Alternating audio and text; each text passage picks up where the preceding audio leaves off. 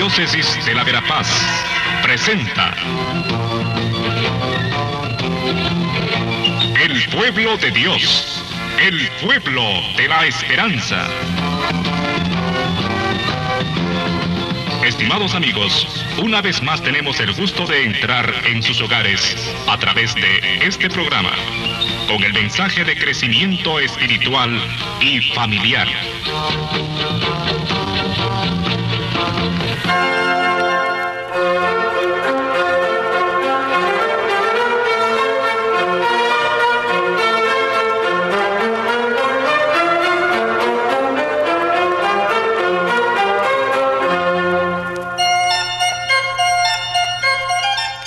Saludos cordiales amigos, amigas, en este nuestro programa semanal, en este 22º domingo del tiempo ordinario, después de haber terminado toda la Cuaresma, la Pascua y luego Pentecostés, la Santísima Trinidad, Corpus Christi. Ahora volvemos a la lectura continua del Evangelio de San Mateo, que es el que toca este año. Los tiempos especiales de la Cuaresma, de la Pascua, pues tienen sus lecturas propias, pero luego en el tiempo ordinario retomamos otra vez la lectura continua de un evangelista. Y estamos este domingo, 22º del tiempo ordinario, en el capítulo 10 de San Mateo. Y es bueno siempre, para entender de la mejor manera posible el texto del Evangelio, cuál es el contexto, es decir, cuál es el momento, cuál es la geografía, cuáles son los personajes en los que se sitúa un texto en concreto, porque eso también nos explica qué está pasando. Fíjense ustedes que a partir del capítulo 5 al 7, Jesús había dado una serie de indicaciones que terminaban prácticamente con el sermón de la montaña. Todo eso era como una enseñanza de Jesús.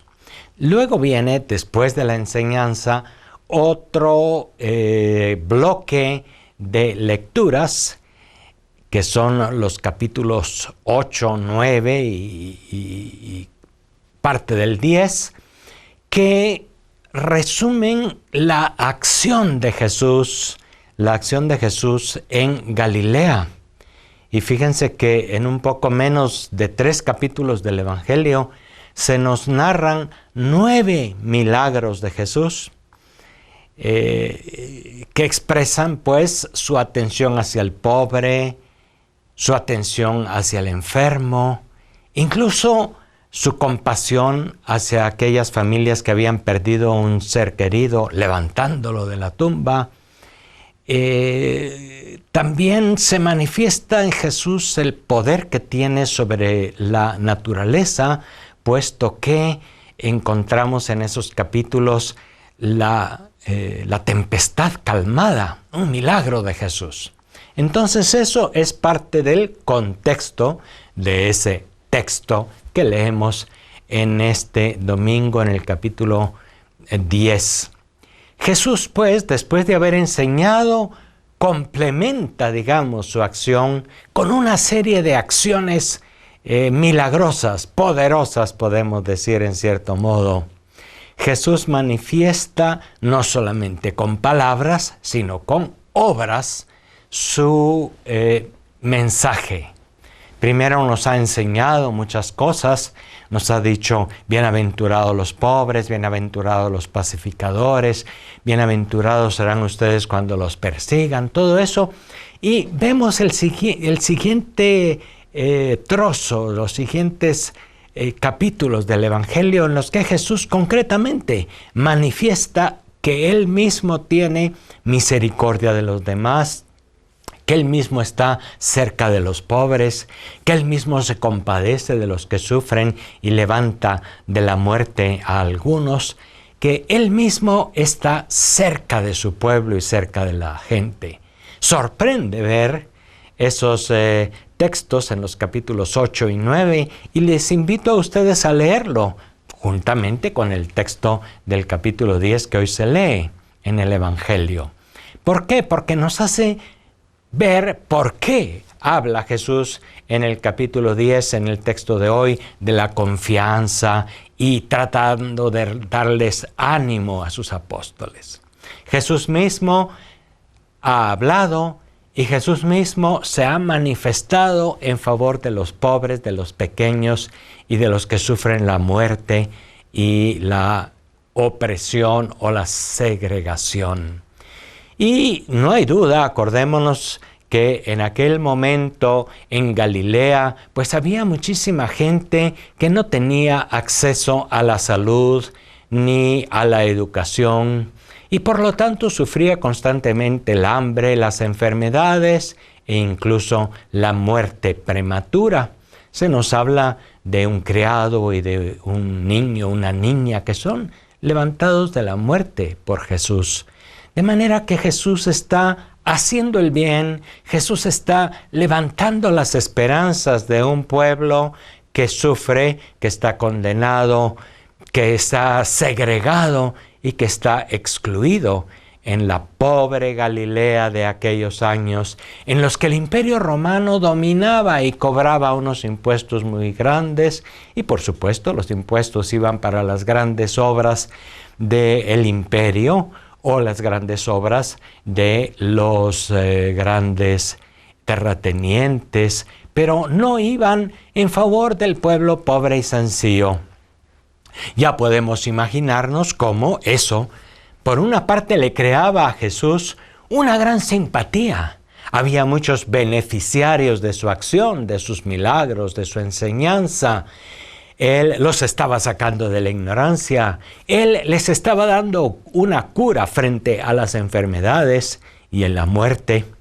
Sin embargo, aparte de la simpatía que Jesús provocaba entre la gente de Galilea, no hay duda que también la figura de Jesús provocaba hostilidades, sospechas e incluso odios y enemistades de aquellos que no veían con buenos ojos que un profeta de Galilea levantara tanto a la esperanza de los pobres y de los marginados.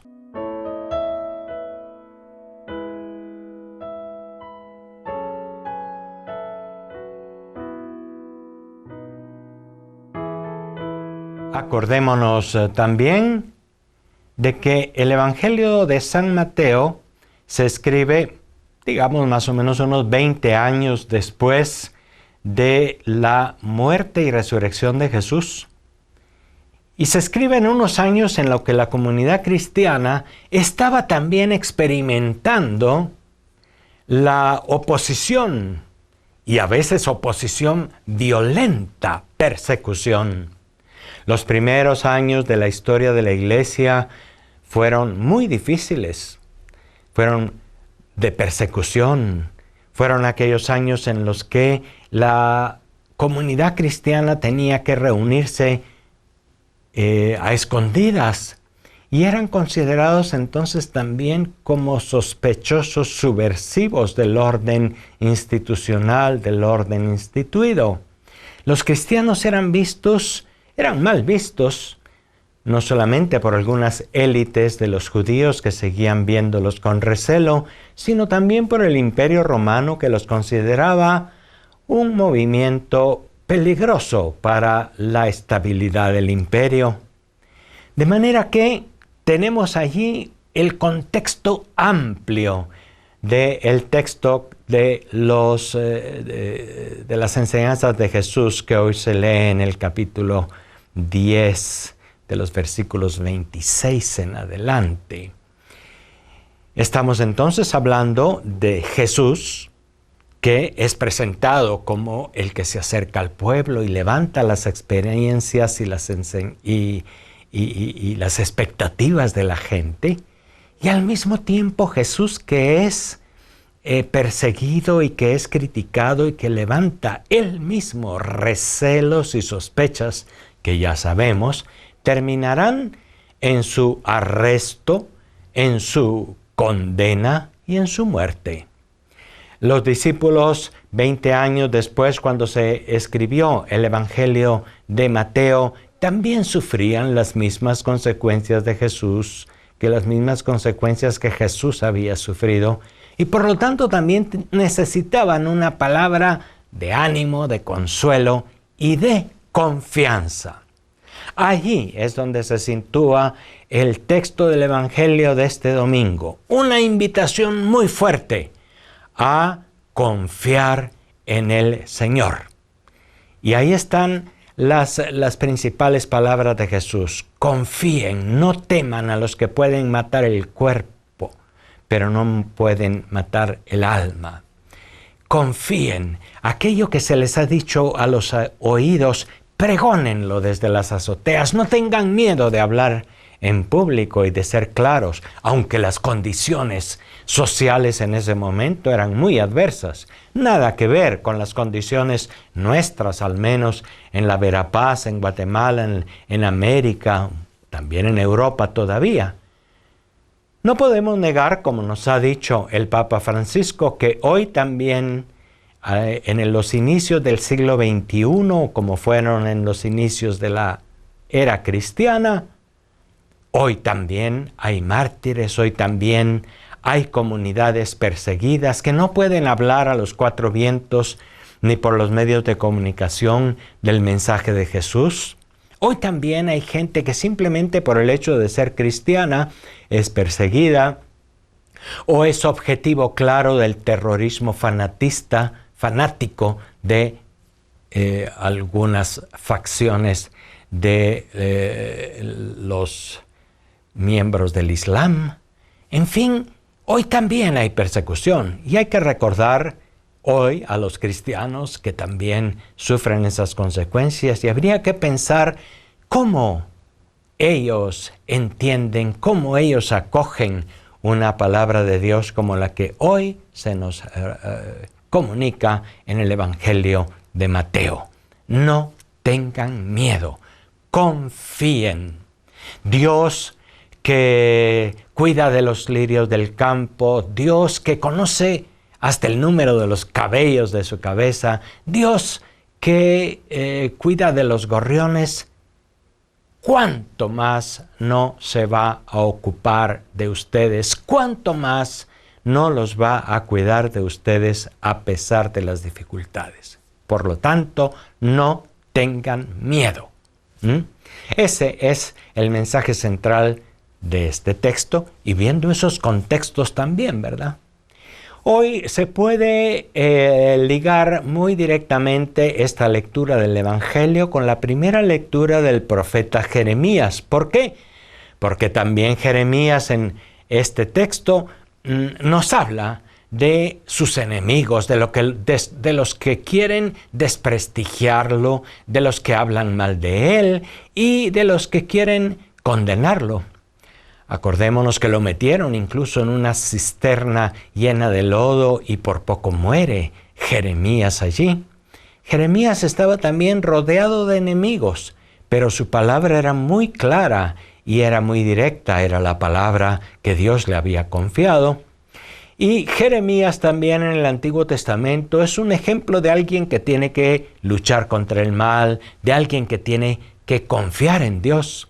Qué bonito ese versículo de la lectura de Jeremías que dice: Dios estaba junto a mí como un fuerte guerrero. Es decir, a pesar de la dificultad, de la oposición, a pesar de la exclusión tan tremenda que Jeremías sufrió, tenía en el fondo de su corazón una inmensa confianza en Dios.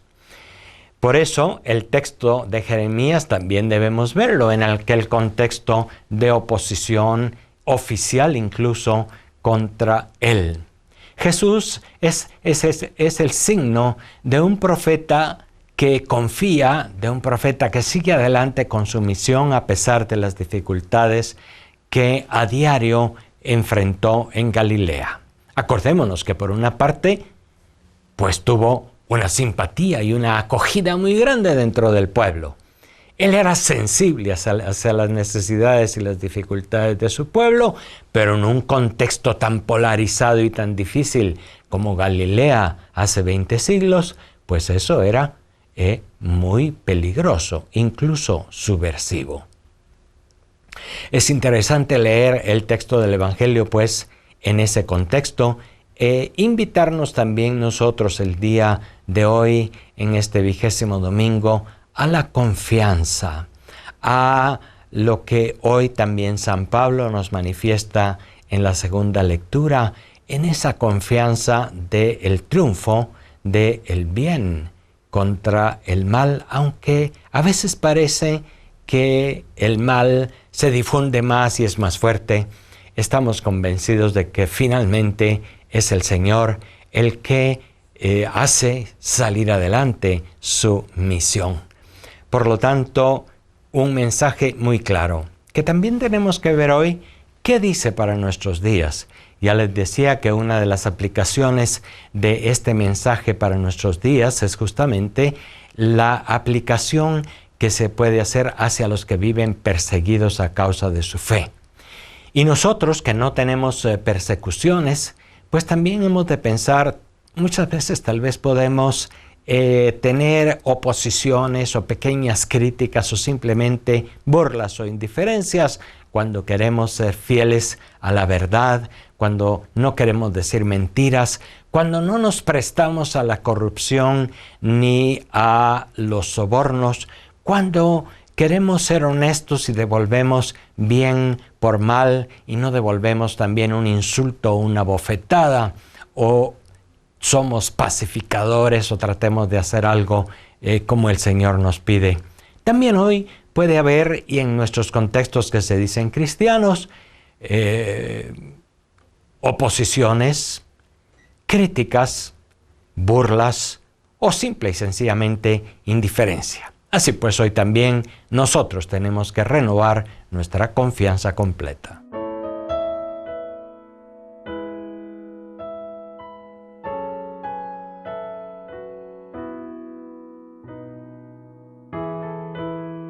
Otra aplicación que podemos hacer para nuestros días también es no tengan miedo. El miedo es algo que se puede meter en nuestras vidas a nivel personal, a nivel social. Fíjense que en aquel tiempo, en el contexto de Jesús en Galilea, la gente, sobre todo la gente pobre y sencilla, vivía con miedo. Vivía con el miedo de la violencia y de la invasión de los romanos. Vivía con miedo también a la delincuencia que existía en los lugares desérticos o en las dificultades de la vida de la ciudad. La gente vivía también con un miedo incluso en la religión, porque se había presentado en el Antiguo Testamento, no siempre, pero sí muchas veces, al Dios castigador y exigente, dispuesto a condenar a aquel que pecara y no abierto a la misericordia infinita. De manera que también la gente en aquel tiempo vivía con miedo a muchas cosas. Y Jesús precisamente quiere invitar a la confianza y con eso liberar del miedo. No tengan miedo. ¿Cuántas veces se lo repite a Jesús a la gente? ¿Cuántas veces nos lo repite también a nosotros ahora? Y comenzamos de nuevo ahora el tiempo ordinario, la vida de cada día, el trabajo, las preocupaciones y las cosas. Hoy también en nuestros días hay gente, sobre todo en las grandes ciudades, pensemos en la ciudad capital. ¿Cuánta gente vive con el miedo a los asaltos en los buses, con el miedo a alguna balacera que se pueda suscitar en la calle, con el miedo a las extorsiones que tienen a tanta gente, incluso huyendo de sus propios hogares e incluso perdiéndolo todo? Hoy también el miedo en el nivel social se da y es una realidad que mucha gente enfrenta. Hay barrios, hay áreas de la ciudad capital o de otros lugares en el país donde la gente ya no sale de noche. Hay miedo también en muchos padres de familia y en muchos jóvenes con respecto a el futuro tan incierto, con respecto al trabajo y a las circunstancias del sostenimiento de la familia. ¿Cuánta gente sin trabajo? ¿Cuántos jóvenes que se han preparado, que tienen cualidades, etcétera, y que no consiguen un trabajo digno y estable? ¿Cuánta gente tiene que emigrar hacia los Estados Unidos y pasar por el miedo que significa estar sujeto a tantos peligros en el camino por México e incluso por estos nuestros países? El miedo es una realidad social y puede ser también una realidad personal. Hay personas que en lo íntimo de su vida viven también con mucho temor al futuro, con temor al fracaso, con temor al rechazo de los demás, con temor al día de mañana. Y por lo tanto a veces se encierran en sí mismos y les cuesta mucho ser confiados y comunicativos con el prójimo. El miedo puede ser una realidad. Hay quienes también tienen miedos religiosos. Hay gente que ha heredado o ha sido enseñada con aquella imagen del Dios juez castigador que anda viéndote para ver en qué fracasas, en qué fallas y lleva cuentas del mal para castigarte en algún momento. Ese miedo también de quienes creen o de quienes se asustan en ciertas predicaciones que a veces solo tienen que ver con el castigo eterno y la condena de la maldad que hay en el mundo. Hay profetas de calamidades que también infunden miedo en los ambientes religiosos de diversa índole en el mundo de hoy. Jesús sigue repitiéndonos en su texto del Evangelio: no tengan miedo, ni a los que matan el cuerpo, pero que no pueden matar el alma, ¿verdad? De manera que hay una insistencia muy grande en esta confianza, que es la contrapartida del miedo. El cristiano es aquel que, sin cerrar los ojos a las dificultades que se enfrentan, sabe confiar en Dios. El cristiano es aquel que, a pesar de que tiene que enfrentar a diario pequeñas o grandes dificultades, pone siempre sus manos, se pone siempre en manos de Dios, sabiendo que, aunque se sienta muy deprimido y abandonado, es quizá cuando más cuidado está por el Señor. El Señor es el que está a favor del pobre, es el que está a favor del pequeño. Eso fue lo que Jesús nos enseñó en sus caminatas y en sus acciones por Galilea. Eso fue lo que han enseñado los profetas del Antiguo Testamento, que han hablado del amor y de la bondad de Dios a favor del pobre y del pequeño. El que confía en Dios tiene un punto de apoyo en su vida que es increíblemente poderoso, por decir así. Y no es que no existan más las dificultades, no es que dejen de haber persecuciones. Y acuérdense, este texto del Evangelio fue escrito alrededor del año 80 y las persecuciones no terminaron sino hasta después del año 300. Fueron 300 años bien difíciles para la Iglesia, que sin embargo la fundamentaron y ha seguido hasta nuestros años en el siglo XXI, porque está precisamente siempre volcada hacia la confianza en Dios, en su amor y en su bondad, aunque, repito, las cosas puedan parecer contrarias. Solamente el que confía en Dios, el que se pone en sus manos, será capaz también de aportar algo para ir cambiando las situaciones adversas de este mundo. El que no confía en Dios, sino confía solo en sus fuerzas y reacciona violentamente, lo que hará es multiplicar esa espiral de violencia y de venganza en el mundo. El que confía en Dios y no devuelve mal por mal ni insulto por insulto, rompe de tajo la cadena de la violencia y aporta con eso algo, aunque pues le costará.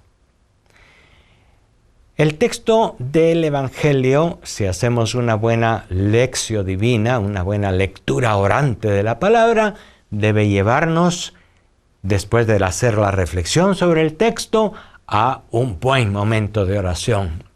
Por lo tanto, a partir de este texto del capítulo 10, versículos 26 y siguientes, les invito a hacer también en este domingo, en esta semana, momentos de oración centrados en la confianza y el abandono en Dios nuestro Padre. Padre, me pongo en tus manos, como decía aquella hermosa oración de Carlos de Foucault. Me pongo en tus manos, haz de mí lo que quieras, sea lo que sea, te doy las gracias, porque no deseo más que tu voluntad, Padre.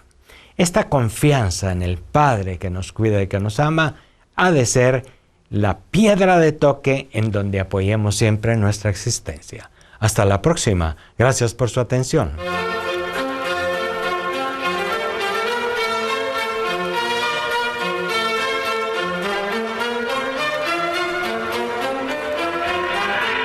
La Diócesis de la Verapaz presentó